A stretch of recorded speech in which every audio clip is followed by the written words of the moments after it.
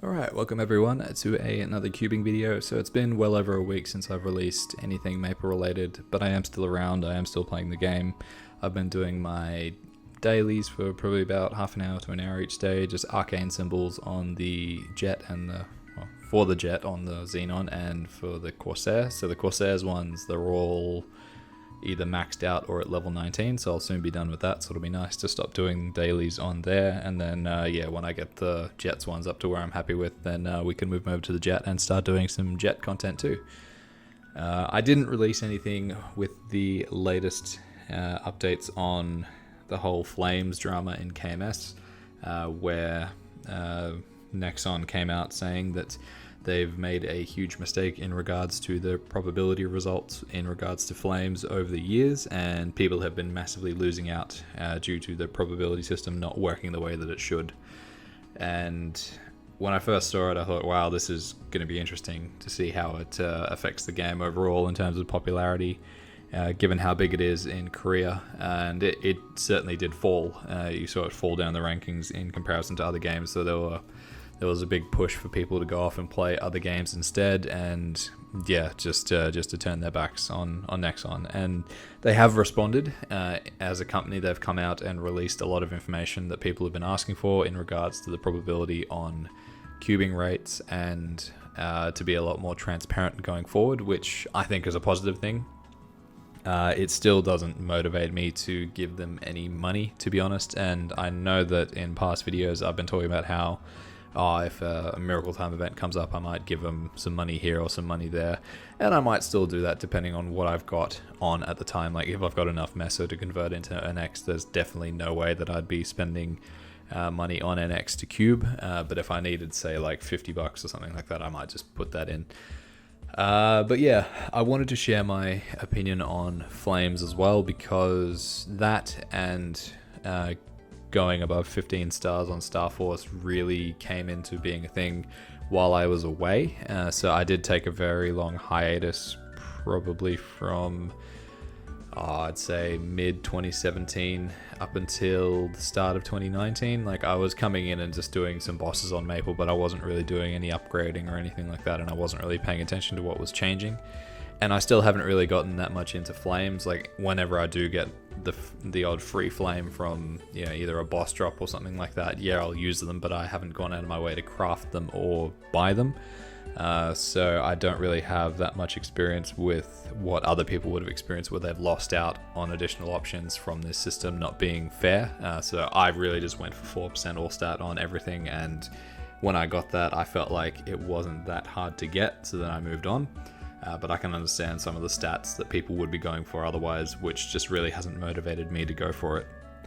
And in regards to Star Force, I'm not that big of a fan of that system either.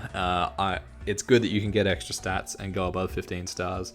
I just don't like the fact that there aren't that many save points, if you want to call it that, when you're going for something like a 22-star item. I think I've got one 22-star item and I bought it. I didn't want to make it. I've got a couple of 20-star equips, but I've never tried to go for a 21 or a 22-star just because I really don't like the idea of spending all that time farming that Meso to just then use it on trying to Star Force something and potentially losing all of that money and not gaining anything. Like, I understand this game it's all about RNG and it's all about how you spend your money, and you can just have nothing at the end of the day because you effectively are gambling on gaining more stats or losing what you've got. So I was okay with that with cubes because I figured, you've got a legendary item with 21% stat. You can black cube it to try and get 30%, but you're not going to lose that 21% unless you use like a red cube or something like that.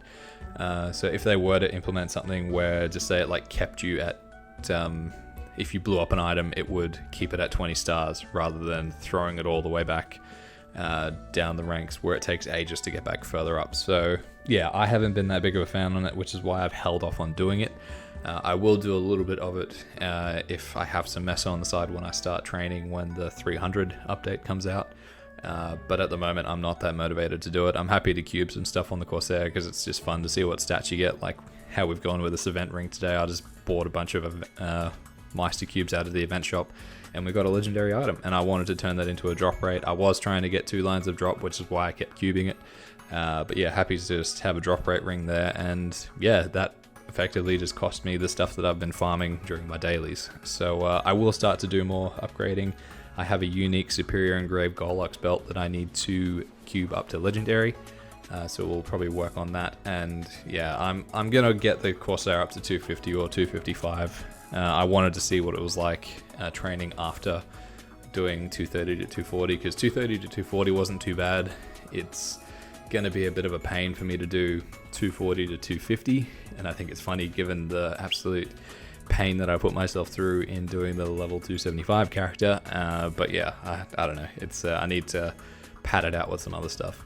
So thank you very much for watching. Did you guys think that what's come out about Nexon, were you surprised? When I saw the probability rates from the cubes, I wasn't that surprised. I was like, yeah, that's roughly what I expected it to be in terms of the tier up rates. And they released, yeah, what it's like to get a prime line, or the chances of getting a prime line, which was interesting to look at. But yeah, it certainly took them down a few rungs in terms of the popularity contest out there. So thank you very much for watching. I do have a lot of Pokemon content out at the moment. I'm bringing out Pokemon Shield playthroughs, which is in-game trade only, every couple of days, and I'm doing a Pokemon Snap video once a week because it's part of my backlog and I really wanted to play it, and I figured I could do content on it because it's a very old game, so people might not have played it like I haven't, so that's out there as well. So thanks for watching, keep an eye out for the next video, and yeah, let's keep on cubing. See you later.